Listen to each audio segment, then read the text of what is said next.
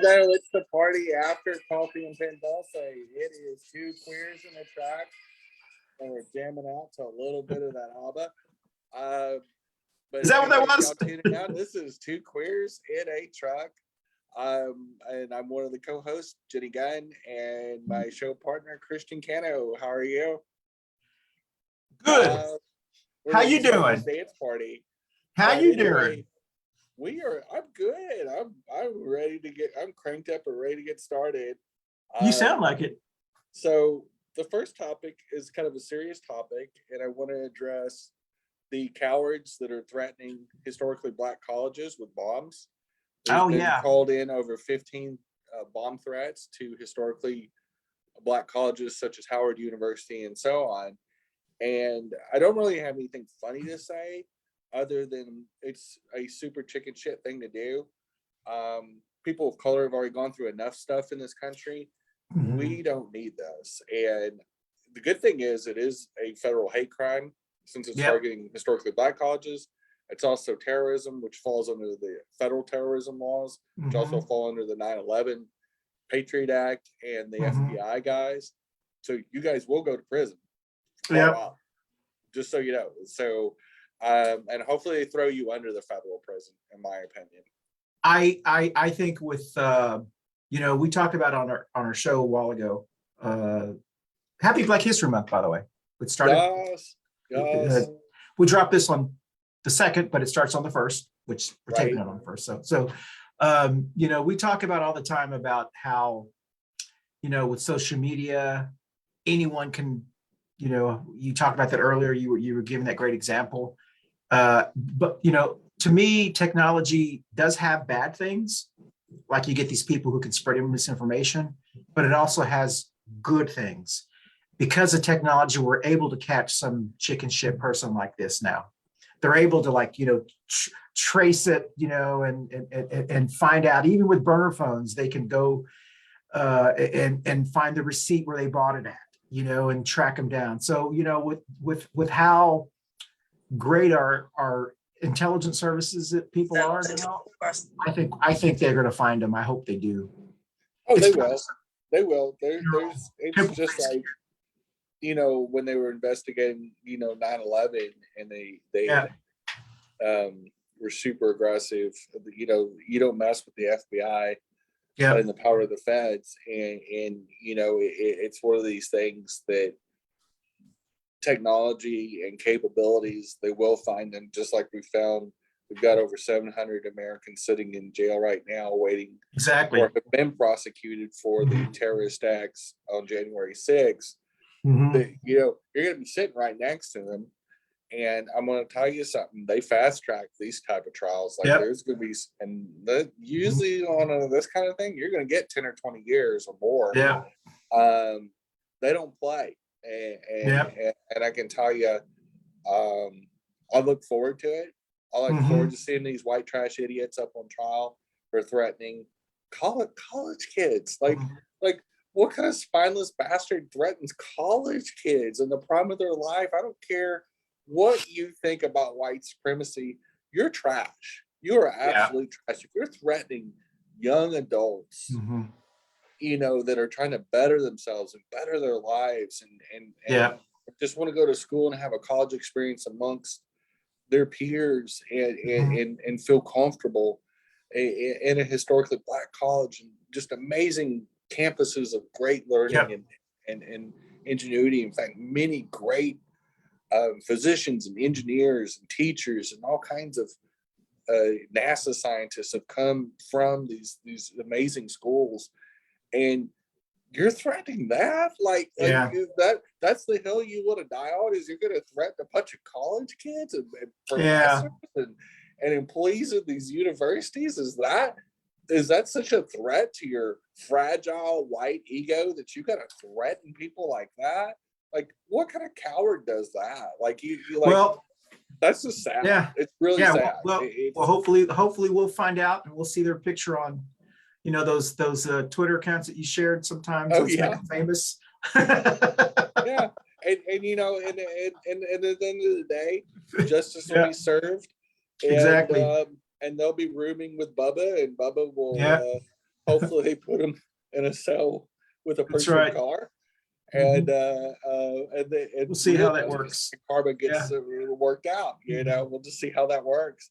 Mhm. But yeah, I had to get that out of my system. It makes me livid.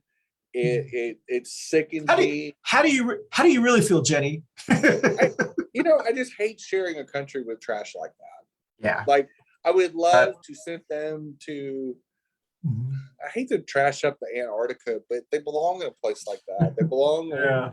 We just give them enough food to live and some water, and just put them in these huts, and they just Mhm. live to the rest of their life. Like, just Yeah. you shouldn't be in any civilized country. You need to be away from people. Yeah.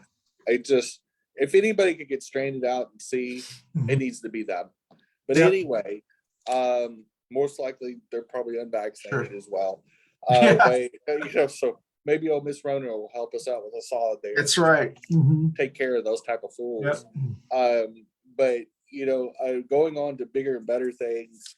So this was a little funnier. Why you scared? I'm not afraid of no ghost.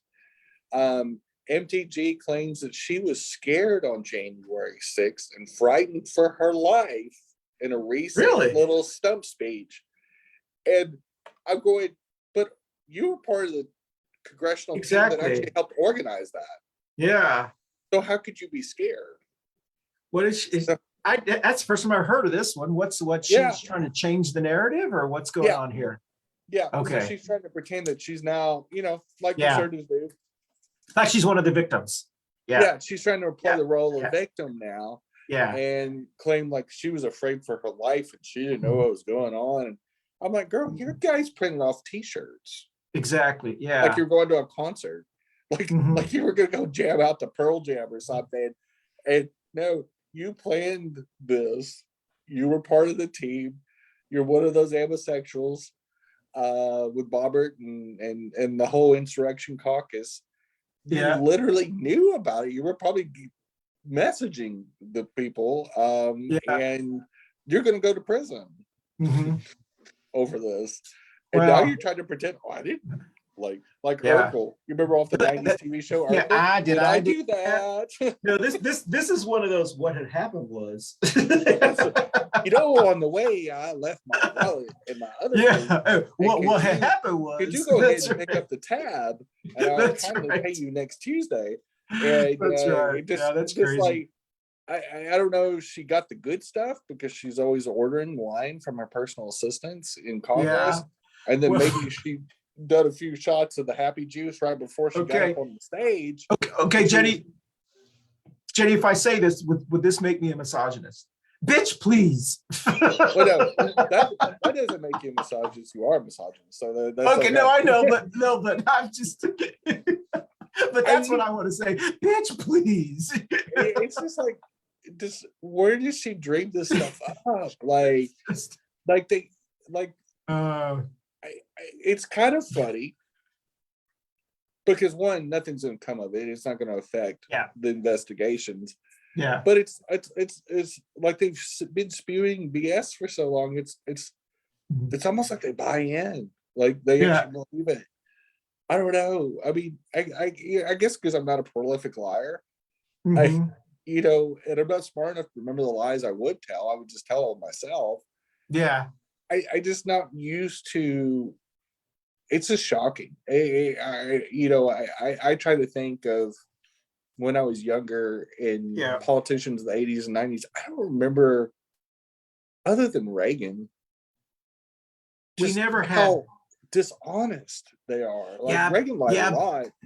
But Jenny, you and I talked about this a lot before, but there's always been crazy cuckoo people that we just never thought they were good enough to be in Congress. You know what I mean? We've always had we've always tried to elect people that we thought were like, I don't know. It's just weird era where it started. Remember, we talked this before. It started with like Joe the plumber, we want the everyday guy. But don't you think because there's really no filter anymore? Yeah. Because we didn't have Twitter and all the self-publishing. We talked about this in the first hour. Yeah. But I think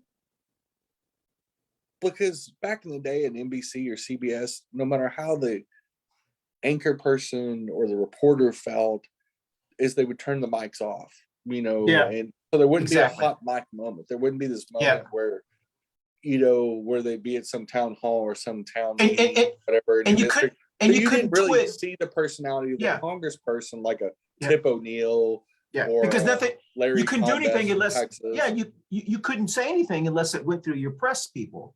Yeah. Where today you can bypass it by doing a tweet and no one checks it before you send it. Yeah, and this was up on social media and somebody was recording it, and and so they're recording with their video phones, which didn't exist in the 80s and 90s. Exactly. And then you instantly just boom, because this person was putting up there was like, laughing at her. Yeah. And the same, this is directly from one of her town halls, and she's sitting there just putting on the whole show, just say, oh, it was so scared, it was so frightening. And I'm like, I even commented on, like,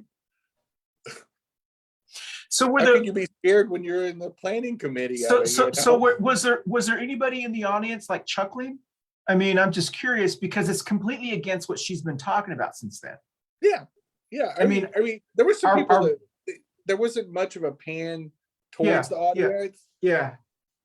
But you could kind of hear a little bit of a murmur in the background. The clip is very short, but she's just sitting there just putting on this dog and pony show how scared she was. She was giving a speech, I believe, or it wasn't even a speech. It was kind of a town hall type thing. Like in her district, I believe. And she's just telling the locals, her voters, her constituents, how petrified she was on January 6th. I'm like, that's completely against what she has been talking about. Anybody with half a brain would, exactly. Yeah, it is. It's sociopathic. It's crazy. Lying. I mean, it's just like, but it gets to the point where it's laughable. Where I'm going, but are you surprised? This is going to affect your prosecution of you. Yeah, exactly. And two, it's just unnecessary wacko-ness. Just own it. You owned it a year ago, and bragging about it and saying how you're going to stop the steal.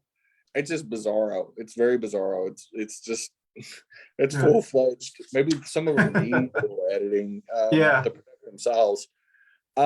Home Alone. Okay. 1 out of 7 homes are now owned by Wall Street conglomerates in America. Oh. So at a tune of $85 billion worth of inventory, on average, they increase the house price in these markets by over $100,000 in the last 2 years, and they're buying up inventory, holding on to it, taking it out of the for sale market, either doing long-term rentals, corporate rentals, or just holding the inventory and leaving the house vacant to drive up prices. Prices in the last year alone have gone up 19% because of this buying binge. In 2021, they bought $85 billion worth of homes. And keeping people like me that, if I did want to buy a home, if I had a shot, I don't have a shot.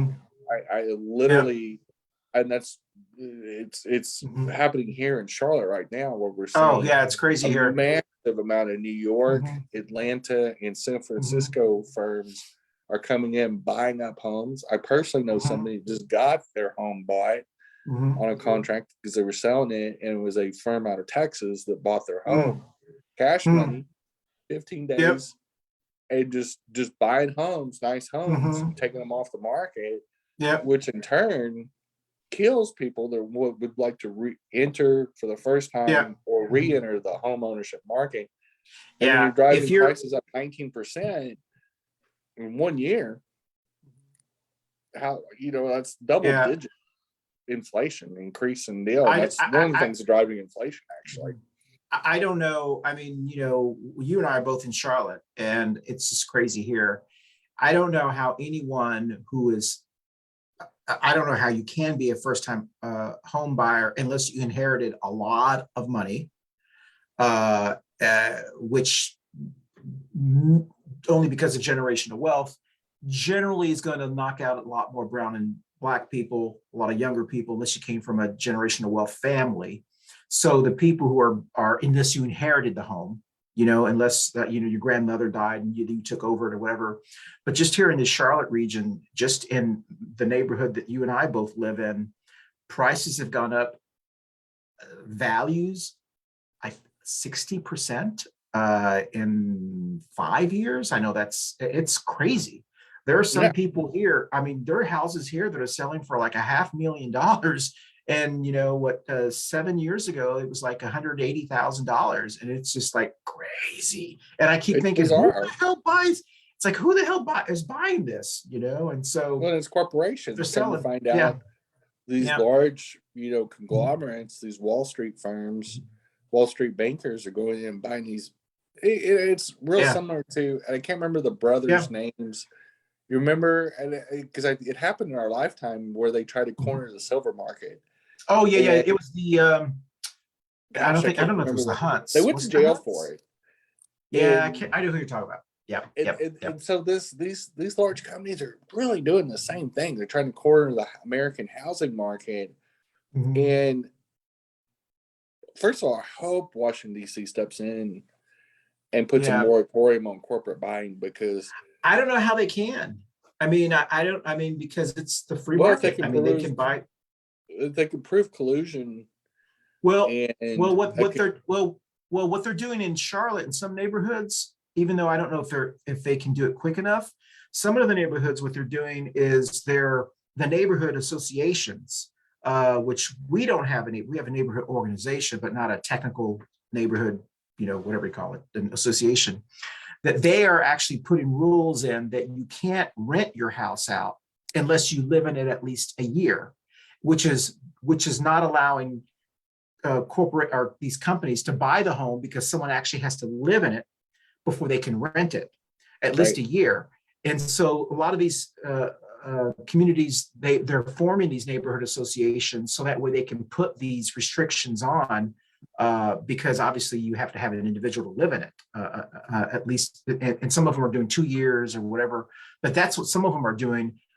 Unfortunately, whenever they put those rules in place in the neighborhood association, that they get grandfathered in. So as long as you buy that house before they put that rule in, and by that time, a lot of the houses are already bought, but it prevents people from selling their home to a company. And so that's one of the ways they're trying to stop it. But I don't know. It's just, I don't know. That's crazy. And because credit scores have dropped about 35% in the last 10 years on average, and down payment requirements are so high, and most cases because of because of the Bush real estate bust of the late 2000s. It's a calamity of errors, and then you think about all the people that have gone out and got student loans that are under 40 right now, that graduated even 10 or 15 years ago, that are still paying off student loans. I know many people have all that personal friends that have six-figure debt, and they went to school to get a better job and a better career, so that their better career can be spent the next 20 years paying off student loans and not buying homes. Something's going to bust. Something's going to bubble. There's definitely a serious financial calamity on the horizon between the student loan crisis and this new corporate wave of buying massive amounts of real estate. The next subject, because I caught it before the alarm went off. Good job. To civil war or not to civil war? That is the question. And I'll use a quote from George Carlin: "Never underestimate the power of stupid people in large groups." And we have a massive amount of anti-vaxxer idiots, about 37 million Republicans, that are now threatening a national divorce or a civil war, which we saw how good their insurrection did. About 6 or 7 overglorified cop security guards with pistols pretty much held them off to do anything really dangerous. And they outnumbered them, 100 to 1, 200 to 1. I really don't believe that any of these redneck, trash can, backyard wrestling militias with 40-year-old potbelly military wannabes are actually going to overtake the government. Because quite frankly, our military 30 years ago blew through Iraq in Desert Storm in like 30 days. And they had the fifth largest military in the world at that time. And we blew through them to where when our ground troops came in after the 30 days of carpet bombing, they literally just like, don't shoot. We just want water and food. Like, we're done. And that was the elite, the Republican Guard that Saddam Hussein had. That was 30 years ago. So I laugh when it's not really funny, but it's when I see this, Civil War talk. I'm like, you guys have gone to way too many Civil War reenactments. You drank way too much moonshine at your backyard wrestling groups. And just oil yourselves up in keel oil and wrestle each other and enjoy the fantasy. But please don't do it, because you're just going to get mowed down by our military. Like, they would, we've talked about this before. We hear this rhetoric. We hear this country's coming to a civil war, and I'm not afraid. I'm like, we keep saying all it takes is a couple of drones. Yeah. I mean, maybe a unit of Navy SEALs, a couple of drones, and when those little cans, those little machine gun cans go, exactly. So they're going to crap their pants. And I mean, they're going to crap like historically big craps. They're going to pee themselves. They're going to drop their little Walmart guns. And they're going to be bootlicking and spending the rest of their lives in federal prison.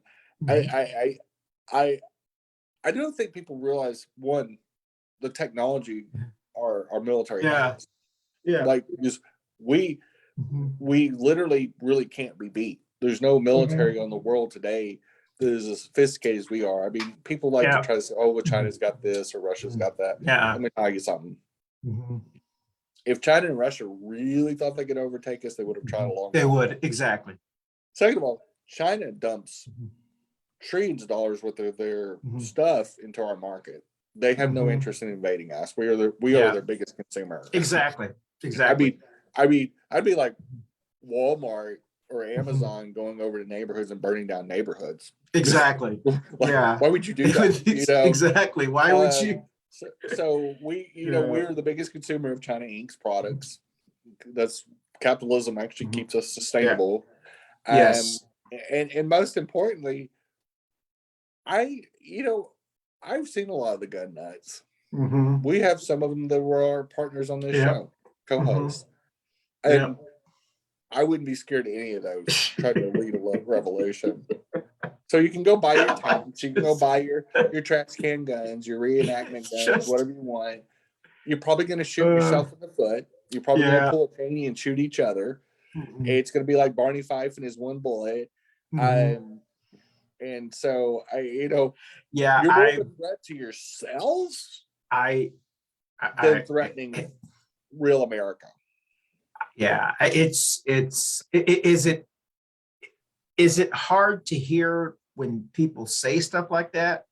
Well, it's just rhetoric, it's just like, there's going to be civil, we all roll our eyes and we go, yeah, whatever, especially any of us who grew up in anywhere where, well, we grew up in that Texas culture where every time that we have a redneck governor that doesn't like what the federal government says, we're going to leave. We're going to succeed. Yeah, right. And usually it's the ones that are waving the Confederate, or they don't have a lot of Confederate flags in Texas, but they have some. But the ones that are, flags. The Texas flag. That's right. They're doing the Texas flag, how we're going to leave, and then they interview them. They say, "You want to leave the government? Yeah, we want to form. We're going to go back." Well, what do you do, sir? Well, I'm on disability. Well, doesn't that come from the federal government? So it's like. All right. I got disability, and I got food stamps, and I got all these other programs. And I'm a retired Army person, and so you want the federal the federal government. You don't want that money to come in anymore. It's like, all right, yeah. Well, who do you think builds that interstate that you take that drive to go to your doctor? Exactly. It's crazy. Money. The one you want to leave behind, you reason why Texas has so many amazing highways is all those federal interstates. Exactly. That are paid, 90% of it's paid by the federal government. Exactly. And the other part's paid by the state gas taxes. I'm like, every village has an idiot, and we happen to have a village full of Republicans. But the next one is, it's easy to make everything a conspiracy when you don't know anything. And so the average IQ of these room temperature IQ idiots, I mean, when you don't know anything and you just run your mouth, it's easy to say, well, yeah, I mean, it's got to be a conspiracy. Because facts don't matter. And I've noticed that sometimes they even throw out some big words and some made up medical terms. But at the end of the day, you got to look at a Joe Rogan that's so hot in the news right now and realize just really how dumb he is. Like, just really, like, he just needs a little plastic drool cup next to his face as he's going, it's sad. It's really sad.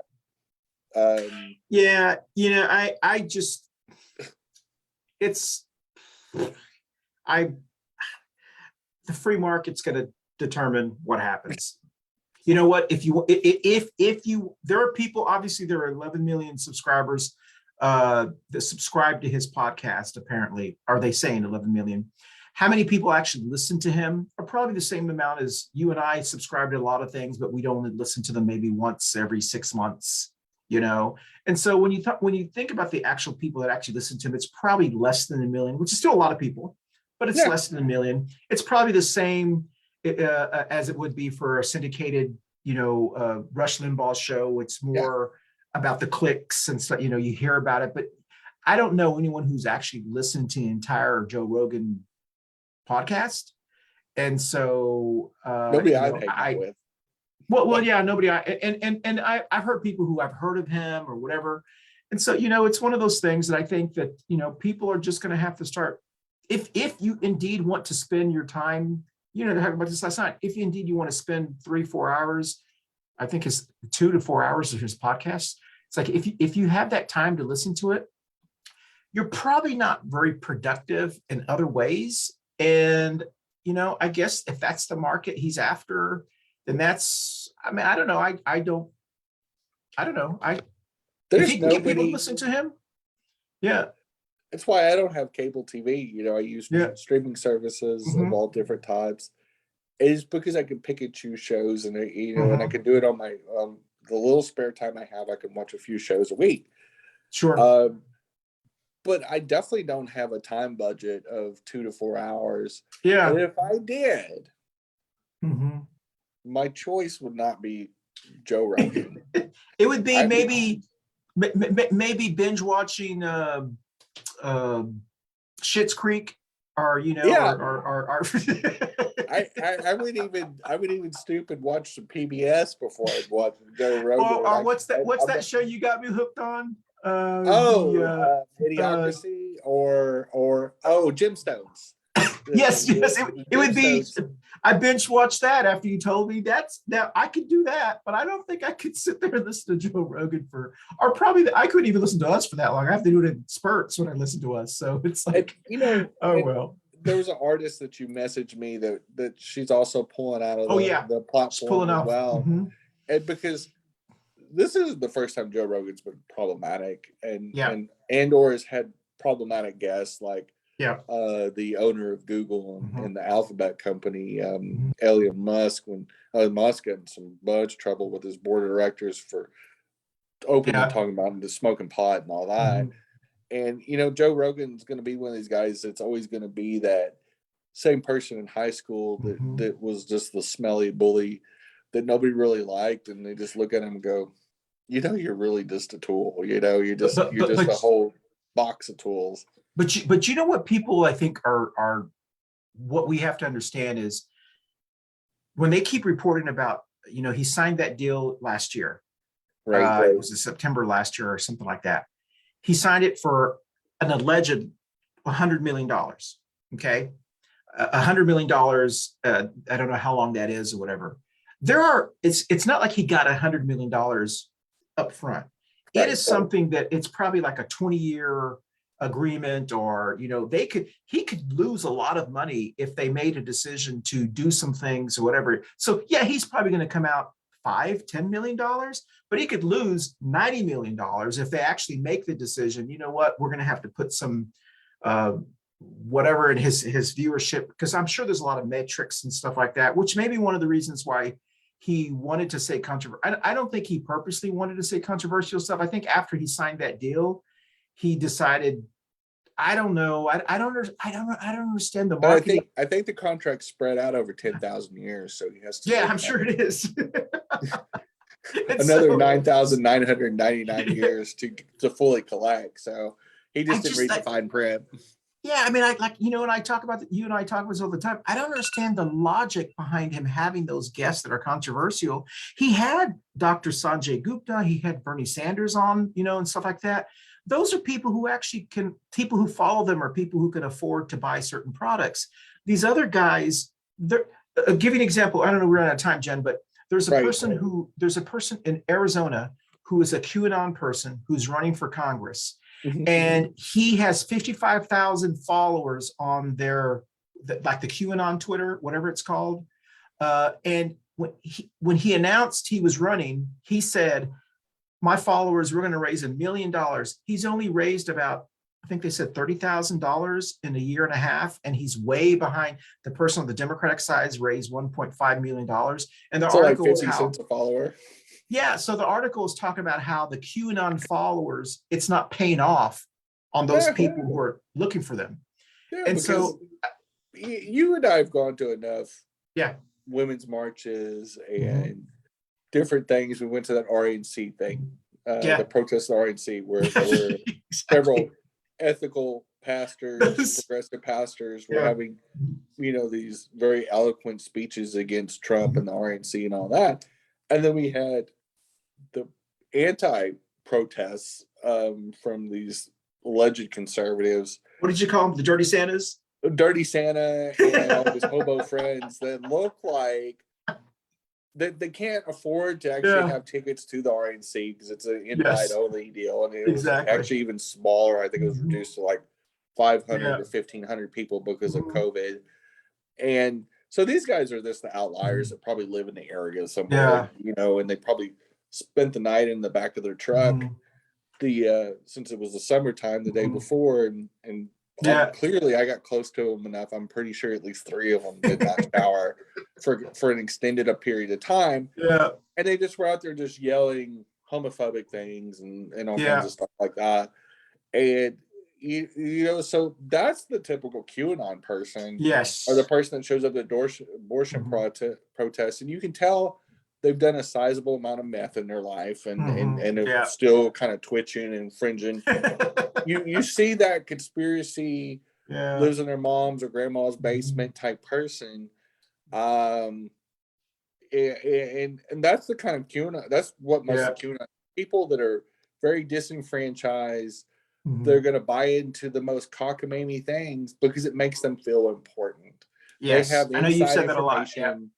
That makes them feel like, I know this information. I know more than you, and I'm really woke on how the government's out to get us and how the liberals and the homosexuals and the communists are going to get us. And so they're so excited to spray this disinformation, just like one of our former co-hosts that just was so excited to say, oh, I'd buy a tank if they'd let me, type stuff. And you just hear that and you just realize, I want to just call you stupid. Well, I think a response to that, and I know it's going to make us sound bougie, but our response, if we were on this show and that was said, was, hun, you could never afford to buy a tank. Right. You couldn't afford the gas, the diesel that you'd have to put in there. Like bless your heart. Y'all are complaining about the gas prices in your regular hybrid. That's right. Whenever you drive, freaking cents, and you'll spend $30 a month on Schlitz beer. Yeah, it's just like, I mean, I'm like, you barely afford the pork rinds at Walmart. You're not going to afford it. and you're definitely not going to be able to afford the maintenance of the gas. Exactly. But I do think it's funny. I do think that QAnon story is fabulous. The fact that they're averaging 50 cents per donation is what they do. Tape two quarters to a letter and just send it in. I mean, like what a bag of pennies, like they're in the first grade. You know how back when we were kids and we saved up our little pennies, and we'd go get the 5-cent candies at the grocery store or whatever, or the convenience store. Like, oh, I got 5 cents, I can go buy this really cheap. Well, candy. But I thought that article was political donation. Yeah, I mean, I thought that article was really interesting, because really what it was, the heart of that article was talking about how the perceived QAnon numbers, all those people aren't really as big as they are, and they don't really have a lot of. They're not flooding people's. They're not like a ALC type of grassroots kind of group, right? There's only a limited amount of them. There's only a limited. Can Marjorie Taylor Greene get some of that? It's not just QAnon, it's also other people as well. But the pure QAnon people, the pure Proud Boys kind of group, they're it's not like a women's march group. But don't you think? Yeah. When you're talking about the Proud Boys and the QAnon and all these fringe wacko groups based on misinformation and lies. Yeah. Doesn't it seem like in many ways starting to run its course as a scooch? Like it seems like even mainstream Republicans like the Liz Cheney's and and there's another Republican, I'm blanking on his name, but he said this week. Adam, what's his name? Yeah. That's him. Yeah, okay. Is the cute guy from yeah, he's pretty good looking actually. Yeah, I know. And I think because my last subject was really about election fraud and just laughing about it anyway. And so it kind of ties into this because they're the ones, so you're doing the stop and steal. Yeah. And quite frankly, one, I think the lack of credibility and the lack of intelligence that's coming from a lot of these kooks. And the fact is that QAnon's been running for about 4 or 5 years, 6 years now. And if they've only got past 170,000 people in QAnon, we have 330 million Americans. Yeah. That maybe they've peaked and they're on their way out and they've been deplatformed by every credible source. Sure. That maybe I think some of this is just going to go away because credible people that donate to campaigns on both sides. You guys were fun for a while. You served your purpose. But we're going to move on to more traditional ways of running campaigns. I think there's a lot of truth to that. I think, well, I mean, we'll find out in this 2022 election, cycle. But I definitely think by 2024 that I think a lot of these individuals that have been, regardless if you're a QAnon person or if you're progressive, there's only so much you can maintain that type of energy. Then you'd have to take a break. I mean, it's just you're a human being. You'd have a heart attack if you maintain that much. Marjorie Taylor Greene, as obnoxious as she is, the good news is she's going to get tired eventually. I mean, it's something's going to happen, or she's going to piss her husband off. He's going to say, "You're crazy. You need to back off for a while." Yeah, remember? Married? She's married. Remember when she first got elected, that all came out that her and her husband swapped. They were like swingers for a while, and and she was sleeping with the gym guys and all this. And I totally forgot about that. Yeah, and then there was like silence from the Christian community that and especially lately she says, "I'm a Christian woman," and this is like, well. But remember, I joked about that the other day. One time, I forgot about that. I forgot. And that's why she's such an introduction to her. I totally. I guess that's been so many news, but she said so many things. It's almost like the boy that cries wolf. Story. Is it these insurrectionist caucus group of the Republican Party has been whining like a bunch of 4-year-olds not getting their binkies and their candies. That at some point, it's almost like you start to tune them out. But you know what's going to happen, Jen? Their own family's going to tune them out. We've already started tuning them out, but there's still people who are interested in them. But what happens is those individuals start to get tired of them themselves because they've got to do things. Either their spouse says, you know what, I don't mind you going to the doing these kind of things, but you need to spend time with your kids. I mean, eventually things like that happen. It's so embarrassing. Like if you get up and you're saying embarrassing things or repeating embarrassing conspiracy theories, at some point, like if I was dating somebody, and for some reason I got attracted to somebody that was spouting this kind of crap, I would finally say, hey, this is my group of friends that we're about to go see. You know, this is my good friend Christian, his husband Andrew, and all these people that I associate with. Before we go in, I need to have a talk with you. Sure. So ixnay on the QAnon stuff and your eventually theories. Like these people are my peers. They respect me. I need them to respect you. And quite frankly, you sound really stupid when you say something like that. I think we're starting to see these intersectional conversations in the Republican Party to a certain point. And I think, one, because the guy running against MTG in her own district he's a really good candidate. He's got a good shot at beating her. And he's very common sense, very calm. He and I'm blanking on his name, but I'm on his news list. Marcus Flowers. Where's the cowboy hat? Good looking guy too. And just real plain spoken. Where's the cowboy hat? and he's got the cowboy hat. And he's got this real common sense, real common folk appeal. He's got a very folksy speaking style. I've listened to him on Twitter a couple times. And I think just like with Biden was that adult in the room. I think what's going to happen to a lot of these cuckoo for Cocoa Puffs candidates, like Madison Cawthorn, Robert, all those people, is they're going to end up running against fairly moderate to calm Democrats that are just going to use logic, reason, and love. And at least I'm not the dick in the room. Hey, girl, you stole my line. You stole my line. Yes, I did.